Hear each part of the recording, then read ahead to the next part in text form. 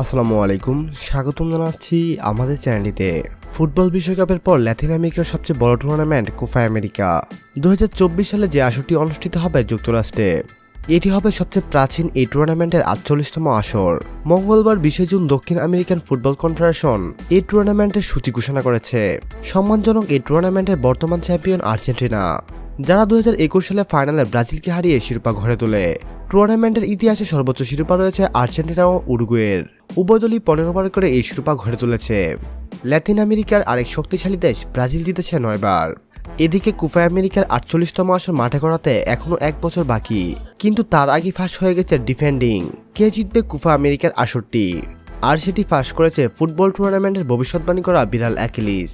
Achilles the cat এর রং সাদা, চোখ নীল, ওজন 4 কেজি। এক ঝলকে দেখলে মনে হবে আর 5টা বিড়ালের মতো সাধারণ অ্যাকিলিস। কিন্তু অ্যাকিলিসের বিশেষত্ব হলো সে বধির, কানে শুনতে পায় না, কিন্তু তার দারুণ ইন্দ্রিয় ক্ষমতা আছে। সে তার হৃদয় দিয়ে ভবিষ্যৎ দেখতে পায়। বিড়াল অ্যাকিলিসকে দিয়ে ভবিষ্যৎবাণী করানোর জন্য 2টি পাত্রে বিড়ালটিকে খাবার দেওয়া হয়। সেই সাথে 2 পাত্রের সাথে 2 দেশের পতাকা লাগানো থাকে। যেই পাত্রের পতাকা লাগানো খাবার পাত্রটি বিড়ালটি বেছে নেয় তাকেই বিজয়ী বলে ধরে নেওয়া হয়। বিড়াল অ্যাকিলিসের ভবিষ্যৎবাণী অনুযায়ী 2024 সালের কোপা আমেরিকা জিতবে মেসি বাহিনী, কেননা বিড়াল অ্যাকিলিস আর্জেন্টিনা দেশের পতাকা লাগানো খাবার পাত্রটি বেছে নেয়। সম্মানিত ভিউয়ার্স, কে জিতবে 2024 সালের কোপা আমেরিকা? আপনি আপনার ব্যক্তিগত মতামত আমাদের সঙ্গে শেয়ার করতে ভুলবেন না।